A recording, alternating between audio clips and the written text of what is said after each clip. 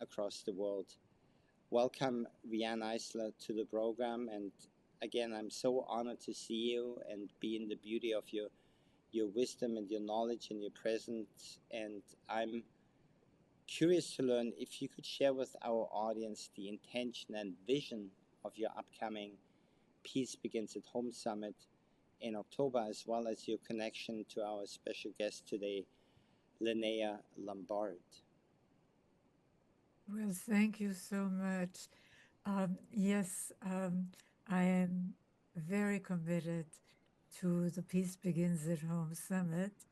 And frankly, Linnea, I'm so glad that she's your guest, Michael, because she focuses on systems change through telling different stories. Stories that, in terms of the partnership domination scale, support partnership rather than domination. And in talking with her, of course, I'm most grateful to her for being a patron of the summit, for her support of the summit financially, and for the work that she's doing, because these four cornerstones are really all interconnected, as I've said many times. And yes, she has stories on gender. She tells stories on youth, on childhood. Uh, she tells stories on economics. Uh, and they're all stories that support and highlight our capacity as humans for caring, for consciousness, for transparency, really, rather than for staying stuck in the domination paradigm, the domination worldview. So I love her systems approach. I love that she is focusing on stories, which, as I said, are encompass really it's a systemic approach that Linnea has. And I want to talk really about something that I have talked with her about too, which is changing some of the stories that we have told as the canon, including not only biblical stories.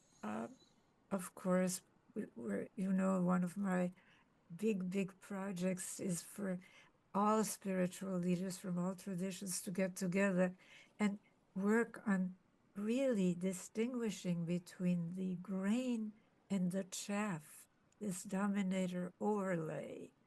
Uh, but epics like the Odyssey, like the Iliad, are really propaganda for the shift from partnership to domination.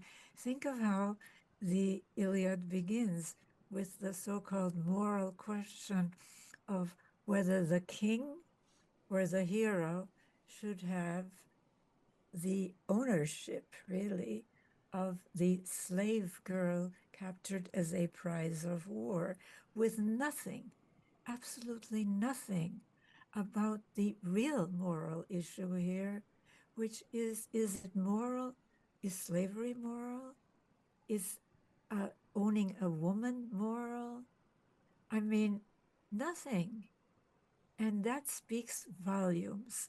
So we've got to retell these stories and show that they have clues to the shift documented, as you know, uh, by many people now, but certainly foreshadowing a lot of what's coming out today in my book, The Chalice and the Blade, of the shift from millennia orienting towards a more partnership oriented, less violent, more egalitarian culture to domination, which is top down, man over man, man over woman, race over race, in group versus out group thinking.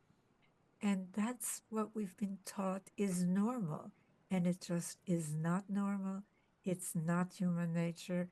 And Linnea's project of retelling the stories of old that maintain domination and telling different stories is vital. Vital.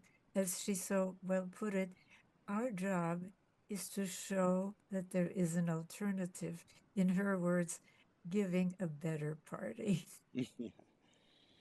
And thank you, Riane. I'm really, really looking forward to the conversation that I'm going to have with Lynnaea Lumbard. And one of the things that I wanted to also point out, whenever I hear you speak and whenever you share your knowledge and your wisdom, you're planting a different perspective, or you're planting an opening within my mind and within my soul that is ever expanding. And so when you were talking about the Iliad or the Odyssey, and the story about the king and the slave girl, and is it morally right, I'm going back into into all the stories that I was taught as a child, perhaps, and I'm like, this is really interesting. Is the opinion, or is the feeling of a woman, in that case the slave girl, is it actually ever mentioned? Did it ever surface in any of the texts? And so just fast scanning through all the books that I read or that were read to me, there is nothing. There is simply nothing within it. And so really, really grateful for your ability to really open up. At least I can only speak from my experience in my human body, for opening up my perspective towards an expansion of the reality that I'm observing. And so thank you for that, and also deeply grateful for your initiatives and hosting the Peace Begins at Home Summit in October that specifically focuses on excuse me, on practicalities and modalities that can be applied in our homes and in our families. And I also want to thank you for inviting our upcoming special guest, Lynnaea Lumbard, today, and many blessings to you, Riane Eisler, and I hope you have an amazing, amazing day. Thank you, thank you, thank you. Thank you.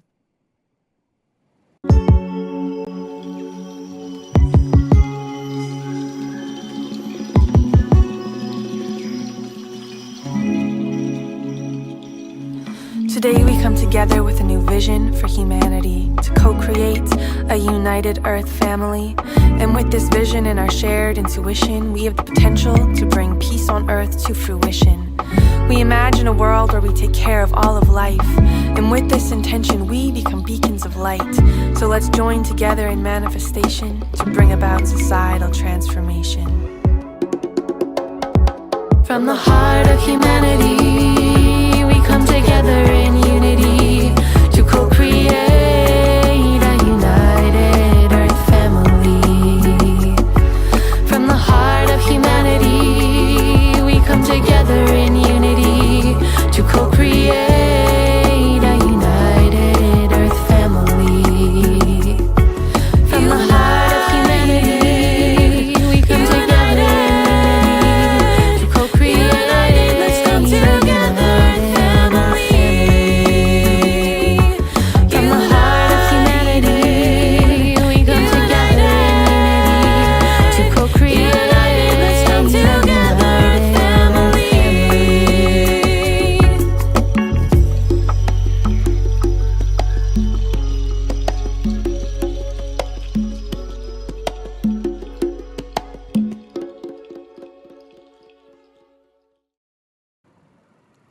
So let me now welcome Lynnaea Lumbard, an extraordinary woman, global visionary, and changemaker, to the program.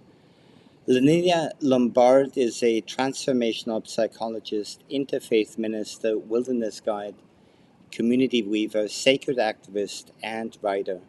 She is co-founder of News Stories, a non-profit educational organization based in Cascadia, dedicated to offering transformational resources for an emergent evolutionary culture News stories focusing on restoring for regenerative futures, supporting individuals, organizations, and communities in re-enlivening, repatterning, and restructuring to cultivate and restore wholeness, creating life-affirming ecosystems of interdependent relationships to navigate the evolving challenges of our time, creating life-affirming ecosystems of interdependent relationships to navigate the evolving challenges of our time.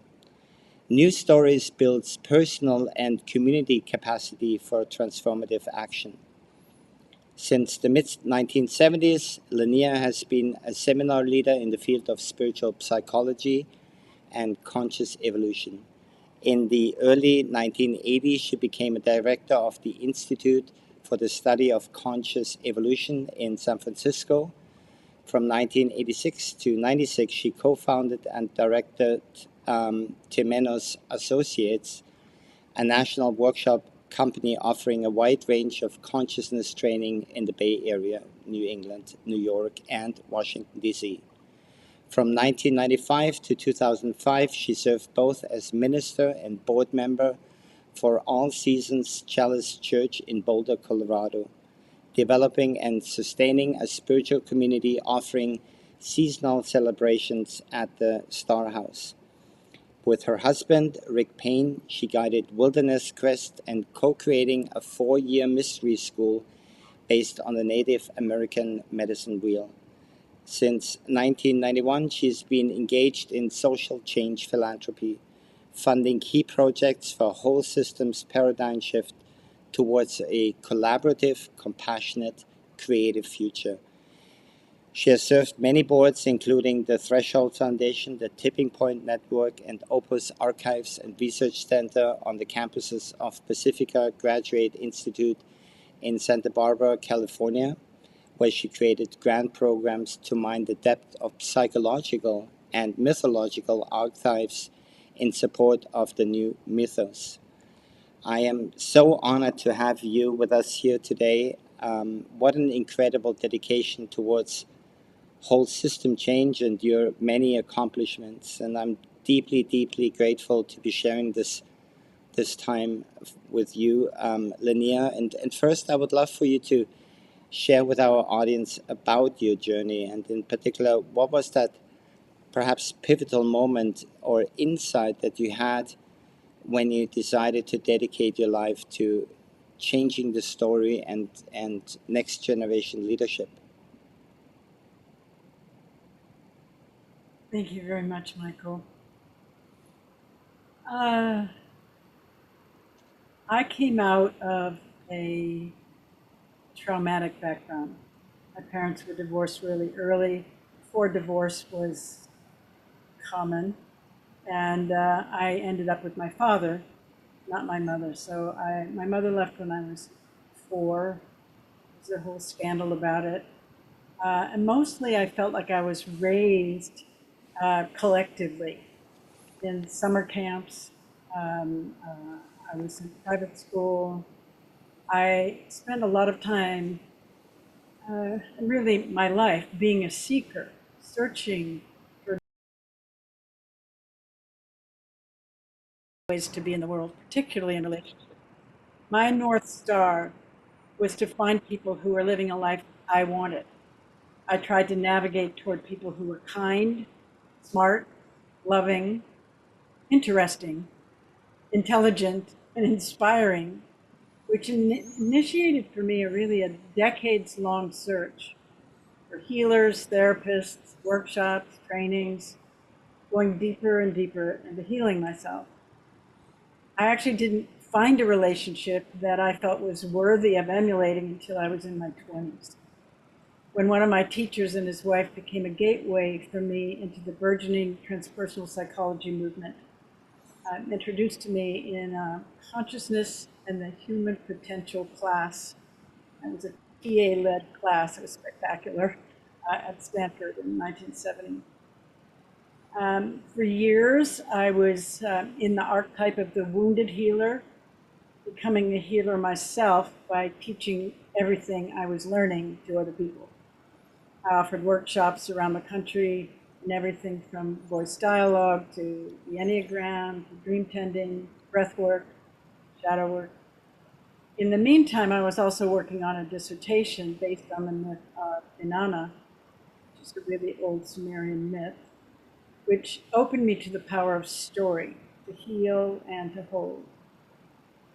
There became a point in my journey that I felt so healed that I began to wonder how these same transformational teachings could be applied to the collective. How do we change the destructive patterns of the world? I joined a group that was forming called the Tipping Point Network, dedicated to exploring what it would take to tip society into sustainability. My aha moment came in a presentation of the two loops diagram, which you may have seen. It's a map of showing how paradigms shift. Like if the culture grows up and up and up and peaks and starts to fall apart, which is kind of where we are now. And at the same time, underneath that is beginning the seeds of a new loop that is coming up. And that's really what has been my work, is amplifying that growing work.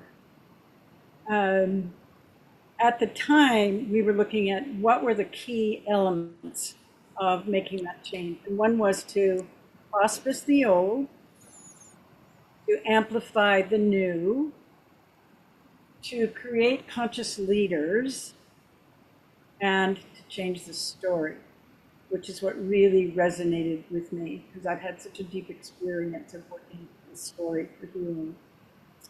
And that became my work, how to change the story, both for individuals and our culture.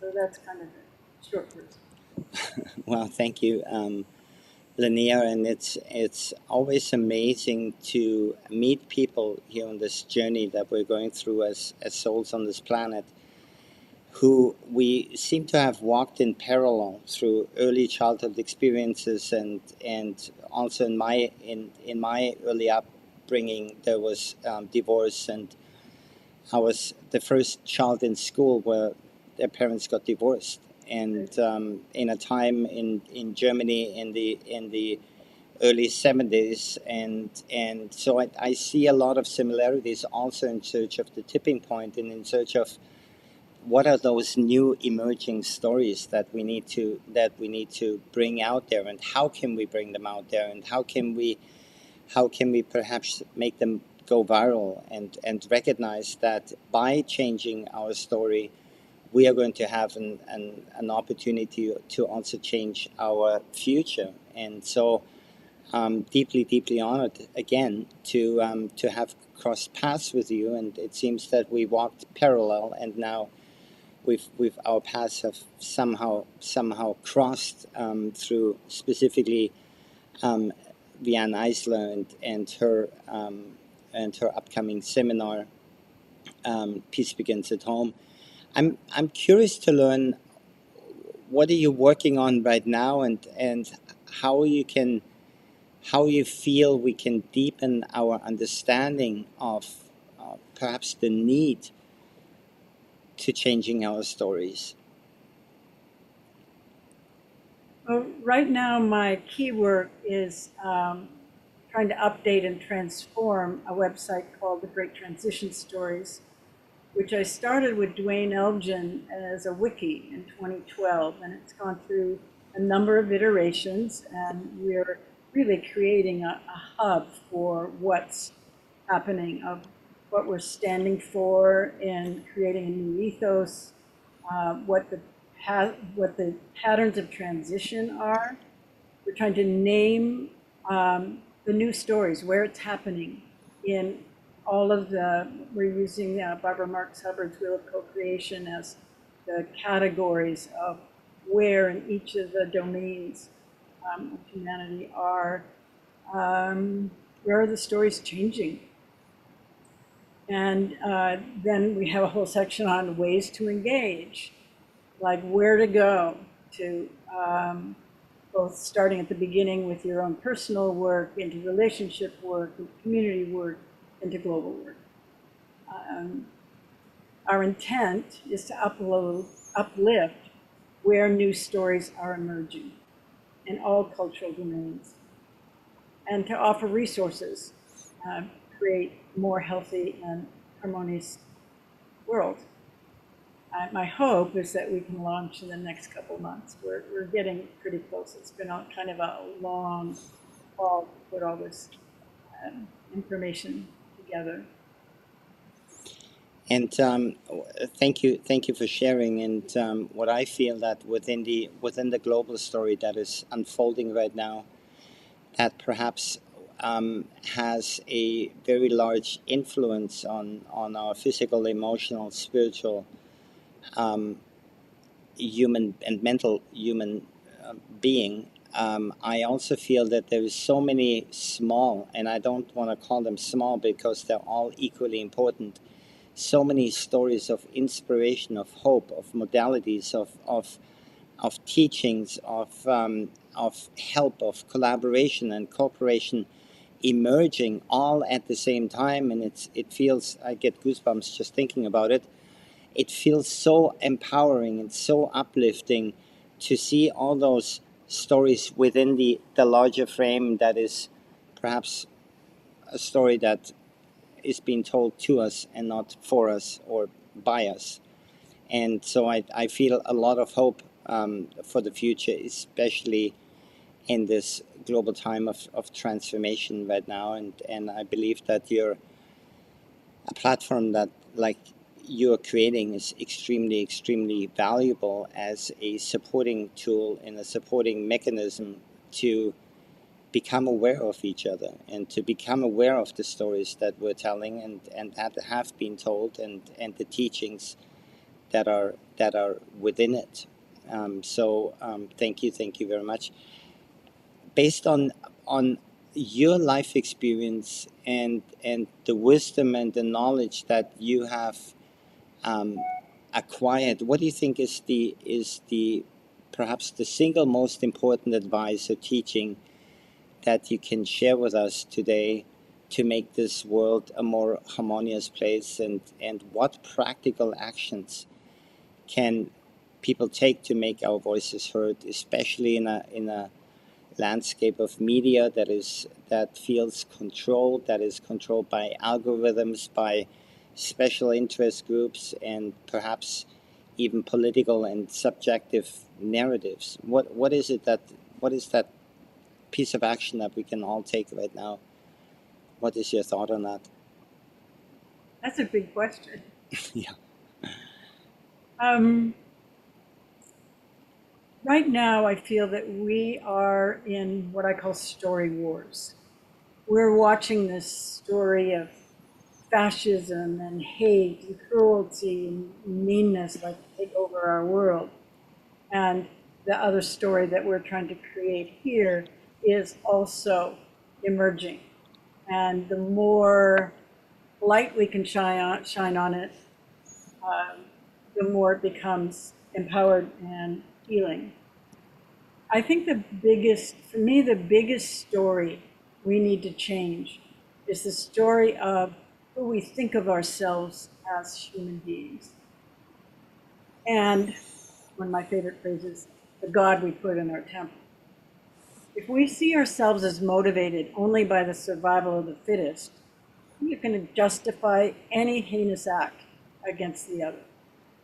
But if survival of the fittest is only a partial and primitive part of the understanding of evolution, higher tiers of evolution, like those demonstrated in the thriving ecosystem, require collaboration, cooperation, and creativity.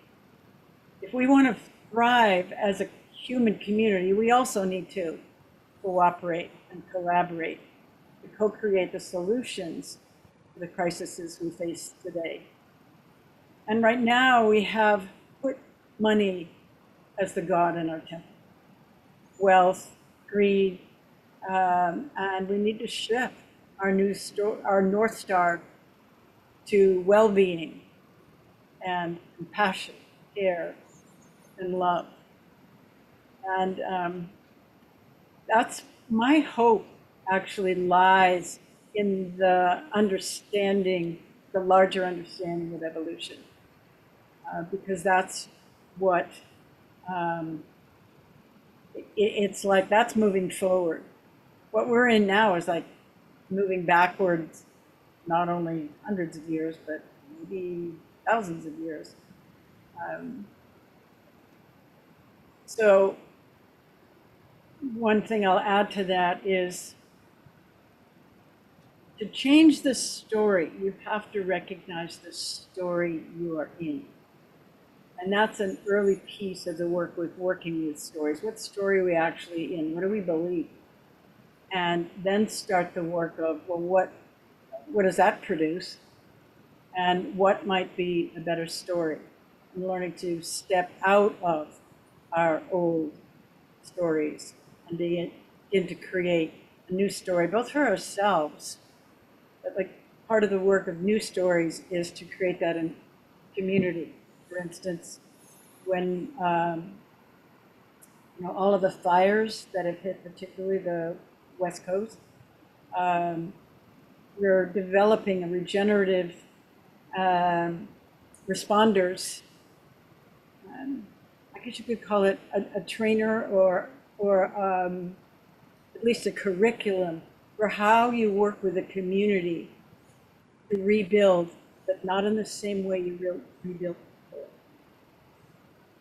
What is a new way to create a community after loss? I particularly picked up on the story that we need to tell ourselves, and that new story that we need to tell ourselves is perhaps a remembering of the old story as to who we truly are. And within that also needs the capacity, or needs to be the capacity, just from my opinion, is to truly accept how powerful we actually are as individuals and also as a collective. And I think that's where the story that is being told right now is kind of deriving from the past, and like you said, going back maybe hundreds or even more years into the past. And so I feel right now there's a renaissance of people remembering who they are and coming together and collaborating and cooperating across many different platforms, across many different ideologies and belief systems and boundaries. And within that is so much hope, and those are the stories that we then also need to tell, not just to ourselves, but the collective. And so thank you for sharing.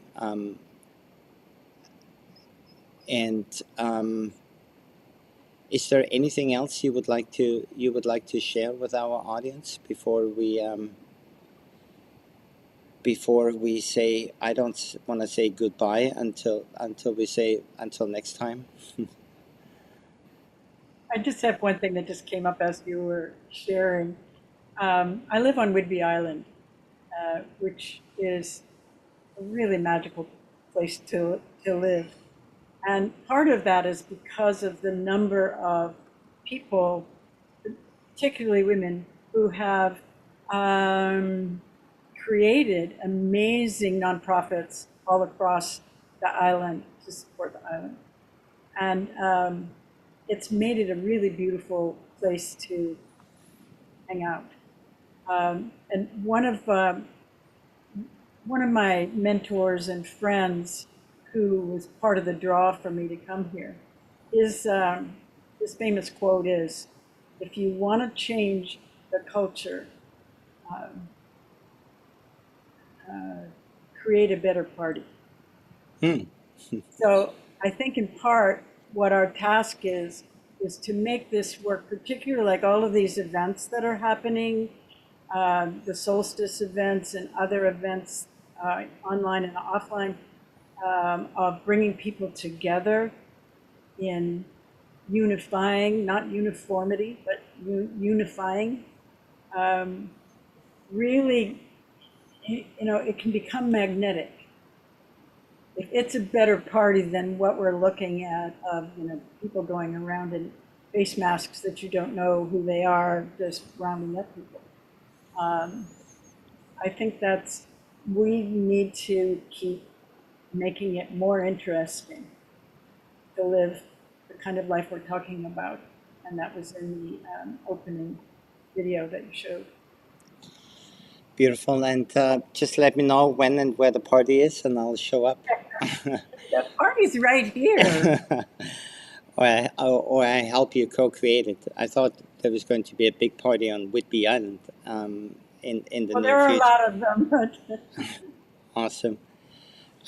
It was a great honor and privilege to hear your wisdom and to be able to also hear your path and the contribution that you've made to humanity. And I wish you all the best on your continued journey, and all the best in co-creating the party together. I'm there for you, and to make this world a better place. And so many blessings to you. Well, thank you so much. It's wonderful to meet you finally, and I have been reading up on your work, so I think we have a lot of good path to walk together. We will, and it's just the beginning. And I'm really excited about that. And so thank you everybody for tuning into this episode of One by One and this special series, Connecting the Dots with Riane Eisler and Lynnaea Lumbard. Until next time, be kind to one another and take care of one another.